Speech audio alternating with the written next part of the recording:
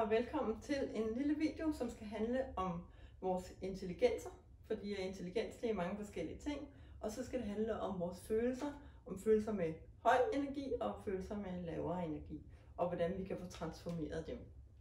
Så intelligens er ikke ensbetydende med, at man har en høj sådan praktisk logisk intellekt, altså at man har en masse paratviden, og at man kan regne den ud og er dygtig til matematik og sådan noget. Det er en del, det er en af vores intelligenser, og den kan man kalde, eller den kaldes IQ, altså intelligenskvotient. Men den handler om det praktisk og logiske. Vi har også en anden intelligens, ja vi har rigtig mange, men vi har blandt andet en, der hedder, som vi kalder EQ, som er emotionel intelligens. For emotioner, det betyder energi i bevægelse. Så det er altså, når vi bliver bevæget. Og det kan vi også sige, når vi er i vores følelsesvold. Altså, når vi bare reagerer, når vi ikke er bevidste om vores følelser, men når vi bare bliver ulykkelige, eller hidsige, eller aggressive, eller stressede, angste, så er vi i vores følelsesvold, så kan vi ikke kontrollere det. Og alle de følelser, som jeg lige nævner her, det er det, man kalder følelser med lav energi, hvor det er svært at handle. Men det kommer jeg lige tilbage til. Og den sidste intelligens, som jeg har med her, i den her måde at arbejde på, det er den spirituelle intelligens, spiritual quota, som handler rigtig meget om vores livsværdier, og også om vores formål. Hvad er det, vi vil skabe her i livet? Hvad er det, vi vil give? Og hvad er den dybere mening, den højere mening? Så formål og værdier. Og for lige at komme tilbage til det her med det emotionelle, så nogle af de følelser, som jeg snakker om før, altså det er for eksempel frygt. Altså når vi er frygt, når vi er bange, så er vi i vores følelsesvold, vi kan ikke styre det. Når vi er rasende, når vi er modløse, altså når man er deprimeret og tung og opgivende, så er der ligesom ikke, der er ikke nogen løsning i sigte. Vi er bare tynget af vores følelser. Det kan også være vrede, men vrede er en mere konstruktiv følelse, fordi vrede, det kan blive til handlekraft.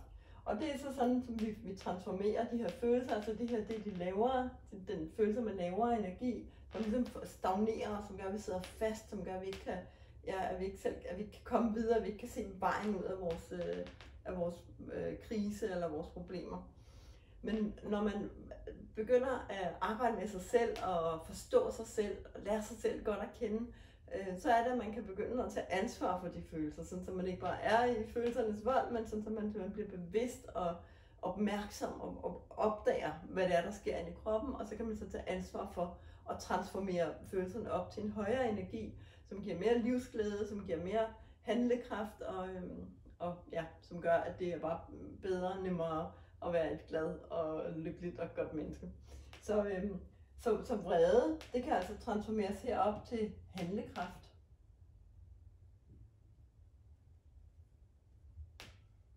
Frygt. Når man arbejder med sin frygt og får den vendt om, så finder man modet inde i sig selv. Så det kan være mod. Man er altså raseri.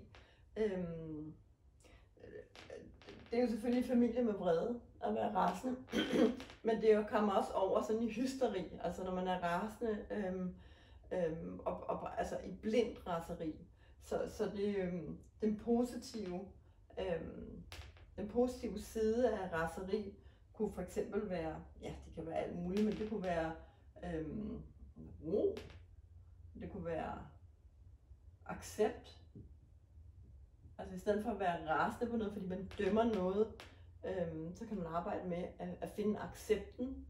Ikke at man skal at man skal fornægte de negative følelser, eller dem, som har lav energi. Det ved I, det er en stor fortaler for, det gør vi ikke. Vi anerkender de følelser, vi ser dem i øjnene. Og blandt andet via den metode, som hedder EFT tapping, som I lærer her på kurset, så er det, at vi kan transformere de her følelser op, fordi vi går igennem følelser. I stedet for at undertrykke det, så lader vi følelserne fylde så meget i vores krop, som de vil. Vi ser dem virkelig i øjnene, mærker dem. Og så sker der bare det magiske, at man finder den høje energi inde i den følelse med lav energi. For det kan ikke eksistere uden hinanden. Lys kan ikke eksistere uden mørke. Glæde kan ikke eksistere, uden at man også kender til sorgen. Så derfor så findes den positive side, den positive vibration i enhver følelse, den findes. Den skal bare findes frem. Og det gør den via, at man kigger på følelserne, accepterer den, bliver bevidste om det. Så hvad har jeg mere skrevet her? Altså modløs, det modsatte er modløs, eller den positive side af at være modløs, det er at have håb. Ja, og sådan kan du selv fortsætte videre med alle de negative følelser, du kender, og så finde den positive frekvens i det. Fordi det er det her, vi kigger efter. Når vi starter med at lave tapping, så erkender vi, jeg rummer alle de her følelser, jeg lider af alle de her følelser, og det giver vi så plads til i første og anden del af tappingen, hvor vi først erkender det, og dernæst hvor vi så brokker os og vi vil gå dybt i smerten, kan man sige. Og når det er, vi vender det til tredje fase, så er det, vi leder efter de her følelser heroppe. Vi leder, vi mærker, vi kigger, vi føler, vi undersøger, om der skulle være kommet noget mere håb. Om der skulle være kommet noget mere accept. Sådan helt af sig selv, helt organisk, ikke tvunget, men fordi vi stille og roligt accepterer de negative følelser, så kan vi kigge efter det positive, der pibler frem. Ja. Det højeste af det her, det er kærlighed. Det er nok det er den højeste følelse, den følelse vi har, som er allerhøjeste vibration. Og de her to intelligenser, den emotionelle, altså det her, hvor vi har fået bevidste følelser, i modsætning til at være i vores følelsers vold. Det går sammen her, når vi så kommer i kontakt med vores værdier og formål, som vi kan mærke meget bedre, når vi oplever flere af de her positive følelser med høj vibration, så kommer vi meget mere i kontakt med, hvad er vores livsværdier egentlig, hvad er det, vi vil her, hvad er det, vi egentlig kan, hvad er vores muligheder.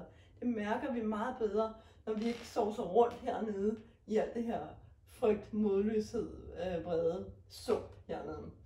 Så det er altså okay at have de følelser. Vi skal bare kigge på dem, blive bevidste om dem, transformere dem op til det her. Og så kan de her to også gå sammen i en fin højere enhed, hvor vi er klar over, hvem vi er og hvad vi vil her. IQ'en skal slet ikke negligeres. Altså det er meget, meget vigtigt at have viden. Det er vigtigt at undersøge ting. Det er vigtigt at dygtiggøre sig. Jeg er bare fortæller for, at vi også lige giver de andre her lidt mere plads, fordi vores samfund, sådan som det har været i meget lang tid, så er det her det eneste, vi er blevet målt positivt på. Men det er altså lige så vigtigt at have en følelsesmæssig høj intelligens og en spirituel høj intelligens. Det er også her, vi har overskud til at hjælpe andre mennesker. Og til at se det hele i en helhed. Så det vi gør, det ikke skader jorden, dyrene, naturen, men det er noget, som gør, at vi får en højere, bedre balance. Så de her ting, de kan ikke være isoleret, de hører sammen, men det skal være en fin balance. Så tak for nu. Håber du kan bruge det her lille input til noget i din egen rejse hen imod mindre tankemylder, mere ro i hovedet.